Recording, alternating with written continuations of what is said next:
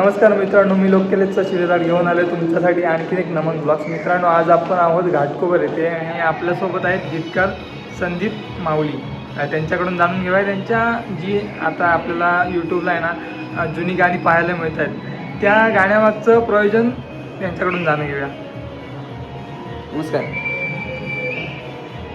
जुनी गाणी म्हटल्याच्या नंतर बऱ्याचशा वेळेला नवीन गाणी येतात आणि मर्यादित लोक फक्त ऐकतात आणि त्याच्यानंतर त्याचा विसर पडतो.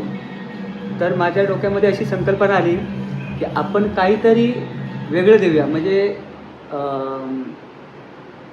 1989 अशा सालातली गाणी काढण्याचा प्रयत्न मी केला.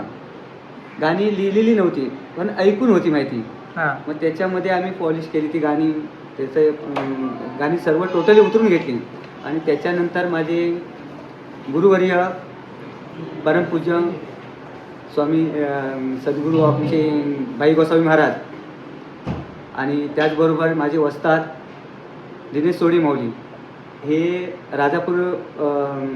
राजापूरला राहायला आहेत आणि तिथून नंतर माझी गाणी त्यांच्याकडे चेकिंगला जातात, म्हणजे चेक करण्यासाठी जातात. त्याच्यानंतर काय आम्ही विचार केला की जुनी गाणी जर दिली तर लोकांचा प्रतिसाद किती मिळेल हे बघायचंच होतं. म्हणून एकच गाणं पहिलं काढल्याच्या नंतर लोकांचा चांगल्या प्रकारे प्रतिसाद मिळाला आणि त्यातूनच आम्हाला एवढा आनंद मिळाला की अजून देखील लोकांची उत्सुकता लागलेली आहे की अजून तुम्ही गाणी काढावीत जुन्यापैकी, आणि तो माझा प्रयत्न आहे. आता 2 गाणी आली आणि 2 गाण्याला पण कमेंट खूप आल्या की अजून पुढे नमनची पूर्ण की सिरीज आली पाहिजे. कमेंट मी वाचतो आणि कमेंट वाचल्याच्या नंतर त्यांनाही आपण प्रतिसाद देणं हे आपलं कर्तव्य बनतं. आणि एक कमेंट अशी आली होती की मथुरेनगरचा राजा उरसेल ही ज्या वेळेला कथा मी बाहेर काढली त्याच्यानंतर फक्त बंदिवास वसुदेव देवकीला बंदिवास झाला इथपर्यंत ती कथा मर्यादित ठेवली. त्याच्यानंतर लोकांना म्हणजे प्रेक्षक वर्गांना पुढे काय देता येईल का अशी त्यांची उत्सुकता ते कमेंटमध्ये आली. त्यानंतर तोही भाग पार्ट 2 म्हणून मी तो तयार केलेला आहे आणि तोही देणार आहे. कालांतराने तोही पार्ट मी पुढे मांडणार आहे. मग आता तुम्ही जी 2 गाणी काढलात ती गाणी जर नमन कलेमध्ये सादरीकरण झालं तर ते काय चित्रीकरण असेल? आता मुळात म्हटलं तर आज मी इथे जे थांबलो आहे तर कायदागीत हे माझं गाणं 40 दिवसामध्ये 2 लाख व्ह्यूज मिळाले त्याला. तो कायदागीत मी आज इथे गाणार आहे आणि लोकांचाही आग्रह आहे. त्याच्या सौ मला पिंट्याला भालेकर यांनी एक संधी दिली की माझ्या कार्यक्रमात तुम्ही एखादं गाणं गायचं, त्यासाठी मी इथे आलेलं आहे. आणि जुन्या गाण्याने काय होतं आहे की जुन्या गाण्याचा बाज हा आपल्या अंगामध्ये भिनला जातो. नवीन गाणी ही तुम्हाला स्टार्टिंगलाच बोललो की नवीन गाण्याचा बाज हा मर्यादित फक्त राहिलेला आहे. जुना बाज असा वाजल्याच्या नंतर अंगामध्ये एखादाही व्यक्ती नमन कलेत काम करणारी 60-70 वर्षाची असू दे त्यांच्या कानावर जरी का जुन्या गाण्याचं उतरं पडलं म्हणजे ते शब्द पडले तर त्यांना ती ऊर्जा निर्माण होते, स्फूर्ती येते गाणं गाण्याची, ऐकण्याची. आणि तोच प्रकार मी केलेला आहे. अजून देखील माझी गाणी तुम्हाला जुन्या बाजातली मिळतील, त्याच्याबद्दल काय शंकाच नाही.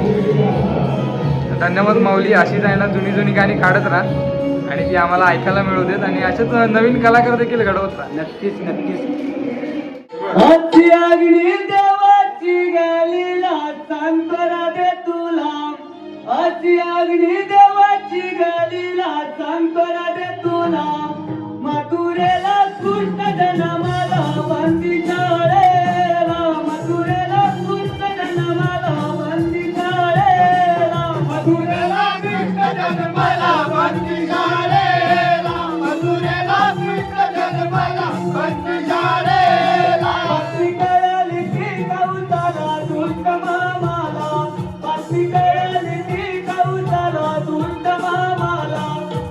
पाठविले पुनरेला